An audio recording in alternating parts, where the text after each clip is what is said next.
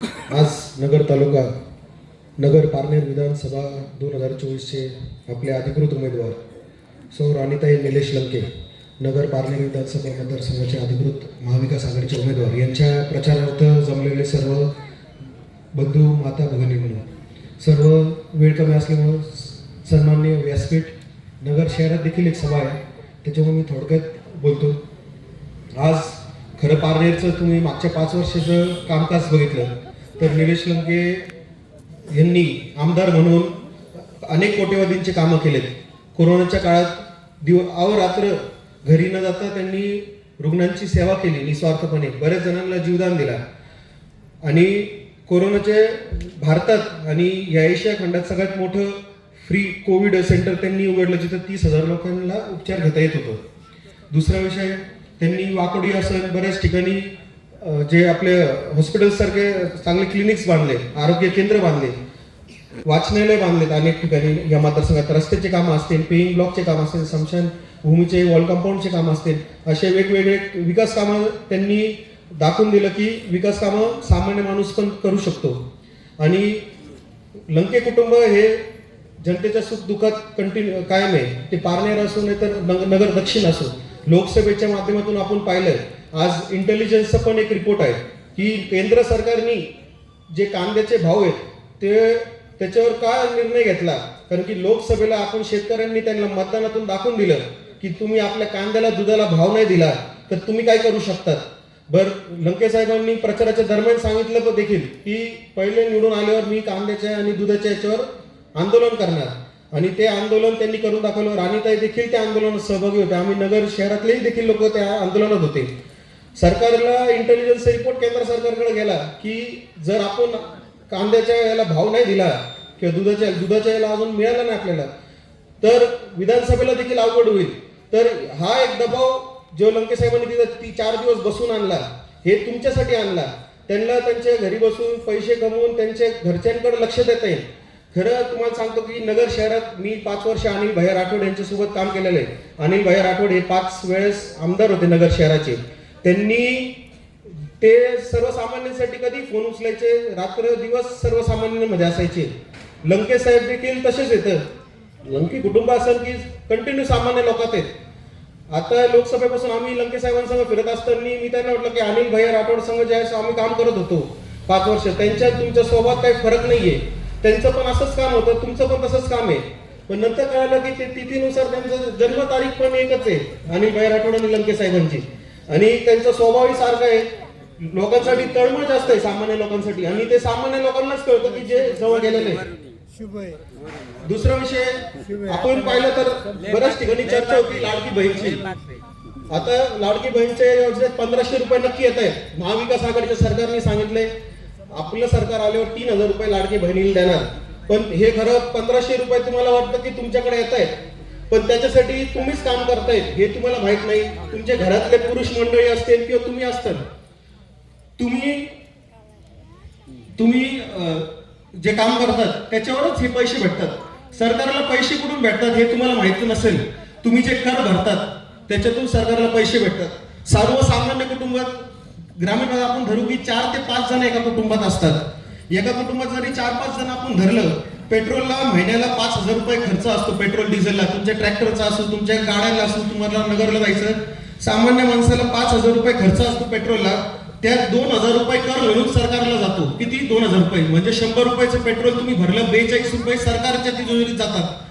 तुम्ही परत वीज बिल 500 रुपये जरी धरलं आपण एका कुटुंबाचं, तर 25 रुपये हे कर म्हणून सरकारला जातं. परत मोबाईल रिचार्ज जरी तुम्ही 200 रुपयाचा मारला, 36 रुपये तुमच्या खिशातनं सरकारला जातात. परत महिन्याचं राशन जरी 5000 तुम्ही धरला, त्याच्यातून 500 ते 700 रुपये कर हे सरकारच्या खात्यात जातात. जीएसटी वगैरे हे तुम्ही शब्द ऐकले असतील. परत तुम्ही दैनिक वस्तू खरेदी केल्या 3000 रुपयाचे काय असते घरगुती, त्याच्यावर 150 ते 500 रुपये करे.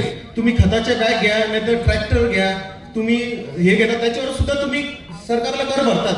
असं समजू नका फक्त शहरातले व्यापारी लोक कर भरतात, तुम्ही देखील कर भरतात. परत इंटरनेटचं बिल असं, आता खेडेगावात देखील इंटरनेट आलेलं आहे. इंटरनेटच्या बिलवर देखील 700 रुपयाचं जरी एका कुटुंबाचं इंटरनेटचं बिल आलं, त्याच्यावर 126 रुपये सरकारला जातात.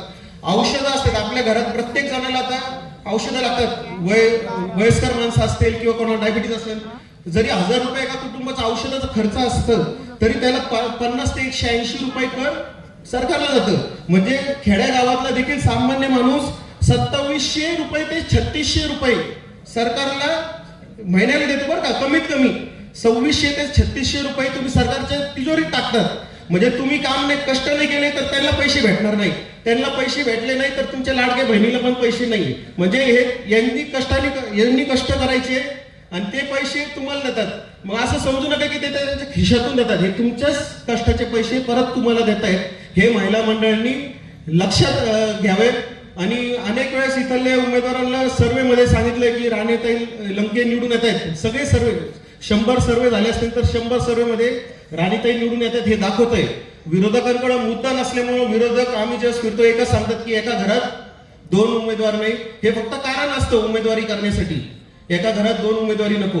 तुम्ही सांगा अजित पवारांच्या घरात किती पदं येतं? 2, 3, 4 पदं असतील. एकनाथ शिंदे मुख्यमंत्री येतं, त्यांच्या घरात किती पदं आहेत? त्यांचा मुलगा खासदार आहेत, त्यांच्या घरात देखील 2 पदं येतं.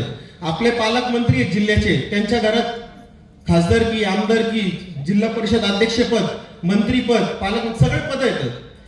बरं एवढंच नाही तर आमच्या नगर शहराच्या आमदाराच्या घरी किती पदं असतील तुम्ही सांगा, किती पदं असतील? आजपर्यंत तुम्ही ऐकलं नाही. त्यांच्या घरी 2 आमदार आहेत, एक नगरसेवक, एक जिल्हा परिषद सदस्य. मग ज्यावेळेस मोठ्यांच्या घरात 2-2 पदं असले त्यावेळेस कुणीच वाव करत नाही किंवा त्याचं मार्केटिंग कुणी करत नाही. आता हे कुटुंब 24 घंटे गोरगरिबांमध्ये, तर तुम्ही समोरचे जे महाविकास आघाडी महायुतीचे उमेदवार आहेत किंवा अपक्ष उमेदवार आहेत त्यांनी महायुतीच्या नेत्यांना आधी विचारावं की तुमच्या घरात 2-2 पदं का? मग त्यांनी राणीताई लंके किंवा लंके कुटुंबावर टीका करावी असं माझं मत आहे. आणि सर्वांना सांगतो की तुमचं जे प्रश्न आहेत शेतकऱ्यांचे हे कोण मांडू शकतो ठामपणे? मंत्रीपद आल्यावर ते तुमचे प्रश्न तिथं वरती मांडू शकतात. महाविकास आघाडीचं सरकार वरती येणार आहे तर तुमच्यासाठी कोण निधी आणू शकतो? लोकसभेचा खासदारकीचा निधी तुम्हाला येणार आहे, आमदार झाल्यावर मंत्री झाल्यावर इथं अजून निधी तुम्हाला येणार आहे. तर हे पैसा आपलाच असतो जो आपल्यापर्यंत येतो आणि त्यासाठी चांगला प्रतिनिधी आपण निवडला पाहिजे. त्यासाठी मी सर्वांना विनंती करतो की राणीताईंना भरघोस मताने निवडून द्या आणि कोणत्याही अफवांवर किंवा याच्यावर विश्वास ठेवू नये. 1 लाख मताच्या वरती राणीताई निवडून येणार हे सर्व रिपोर्ट सांगताय. म्हणून महिला भगिनी असतील किंवा शेतकरी बांधव असतील, तुम्ही तुमचा विचार करा, तुमच्या कष्टाच्या पैशाचा विचार करा. तुमच्यासाठी सुखदुःखात कोण येणार आहे? तुमच्या अडचणीच्या काळात कोण तुमचा फोन उचलणार आहे? नगर शहरांनी एक चूक केली, आमच्याकडून जी चूक झाली 2दा अनिल भाई राठोडांना निवडून न दिल्यामुळं आज त्याचे परिणाम नगर शहर भोगतंय. तुम्ही नगर शहर काय नगर तालुक्यात पण चालू झाले. साध्या लोकांच्या जमिनी लुटल्या जात आहेत आणि जमिनी लुटल्या जातात साध्या लोकांच्या. एवढा आमच्याकडे गंभीर प्रश्न आहे. आमचं नगर शहर बिहार झालेलं आहे. तसं तुमच्याकडं तुम्ही भाग्यवान आहेत की तुम्हाला असा आमदार मिळालेला आहे. म्हणून तुम्ही पुन्हा एकदा राणीताईंना 3 नंबरचं बटन आहे, त्यांचं चिन्ह आहे तुतारी वाजवणारा माणूस, ह्या 3 नंबरच्या बटन दाबून त्यांना बहुमत मताने विजय करा. मी शिवसेना, काँग्रेस आणि राष्ट्रवादी काँग्रेसच्या वतीने ताईंनाही शुभेच्छा देतो. महाविकास आघाडीचा विजय या मतदारसंघात होणार आहे हे सर्वांना माहिती आहे. म्हणून आपलं मतदान कोणी वाया घालू नये एवढं सांगतो. जय हिंद, जय महाराष्ट्र.